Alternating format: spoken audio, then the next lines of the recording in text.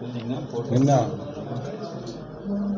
నిన్న ఉదయం 9 గంటలకు మా గౌరవ సిపి గారి ఆధ్వర్యంలో ఇన్స్ట్రక్షన్ ప్రకారం అదేవిధంగా మా డీసీపీ గారి ఇన్స్ట్రక్షన్ ప్రకారం వెహికల్ చెకింగ్ చేస్తుండగా ప్రాణపర్తి శివ అని చెప్పి ఇతని వయసు 41 సంవత్సరాలు. ఇతను మన క్రైమ్ టీం వాళ్ళు అప్రహెండ్ చేయడం జరిగింది. అతను ప్రశ్నించగా అతను పొందలేని సమాధానం చెప్తుంటే అతన్ని చెక్ చేయగా మన దగ్గర ఉన్న ఆఫీస్ తీసుకొని వచ్చి చెక్ చేయగా అతని మీద పాత కేసులు 2 ఉన్నట్టు తెలిసింది. Crime number 224 and crime number 79. అదేవిధంగా అతన్ని ఇంకొంత గట్టిగా ప్రశ్నించడానికి మన దగ్గర జరిగిన 3 క్రైమ్లు అంటే క్రైమ్ నెంబర్ 55 ఒకటి, క్రైమ్ నెంబర్ 748 ఒకటి, క్రైమ్ నెంబర్ 591 ఒకటి, ఈ 3 కేసులలో అతను దొంగతనం చేసినట్టు ఒప్పుకోవడం జరిగింది.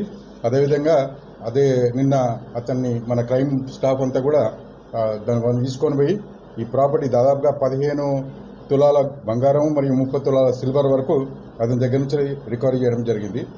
ఇందులో ముఖ్యంగా క్రైమ్ ఇన్స్పెక్టరు మరియు వారి యొక్క టీము చాలా కష్టపడి ఈ బంగారాన్ని మరియు సిల్వర్ని రికవరీ చేయడం జరిగింది. ఇతన్ని ఇవాళ సాయంత్రం జ్యుడిషియల్ రిమాండ్కు ప్రొడ్యూస్ చేయడం జరుగుతుంది. గతంలో ఇతని మీద మియాపూర్ పోలీస్ స్టేషన్లో ఒకటి, బాచ్పల్లి పోలీస్ స్టేషన్లో ఒకటి కేసు రిజిస్టర్ అయింది. ఒకటేమో సింపుల్ కేసు 382 కేసు ఒకటి, ఇంకోటేమో నైట్ హెచ్బి సేమ్ హెచ్బి దొంగతనాల కేసులు ఇతని మీద ఉండడం జరిగింది. ఇతని నేటివ్ వచ్చేసి ఆంధ్ర దగ్గర కడియం అని చెప్పి విలేజ్ ఇతంది. Native of Kadiyam village, Andhra Pradesh, ఏపీకి సంబంధించిన వ్యక్తి. ఆల్రెడీ తన పైన బాచ్పల్లిలో కూడా ఒక సస్పెక్ట్ షీట్ ఉండడం జరిగింది. సో అదేవిధంగా మన వాళ్ళు మార్నింగ్ చెకింగ్ చేస్తున్నప్పుడు ఈ సస్పెక్ట్ షీట్ ఉండడం వల్లనే అతన్ని మనం చూసి ప్రశ్నించడం జరిగింది. ఆ తర్వాత పోలీస్ స్టేషన్ తీసుకొని వచ్చి కొద్దిగా గట్టిగా ప్రశ్నిస్తే ఈ దొంగతనాలు అఫెన్స్ అతను ఒప్పుకోవడం జరిగింది. ఆ తర్వాత అదేవిధంగా టోటల్ అమౌంట్ కూడా ఆల్మోస్ట్ బంగారం అండ్ సిల్వర్ కూడా రికవర్ అయింది.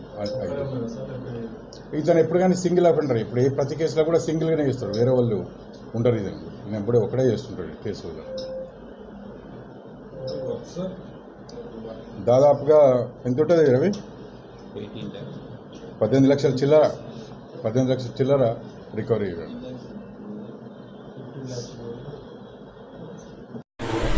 కేసు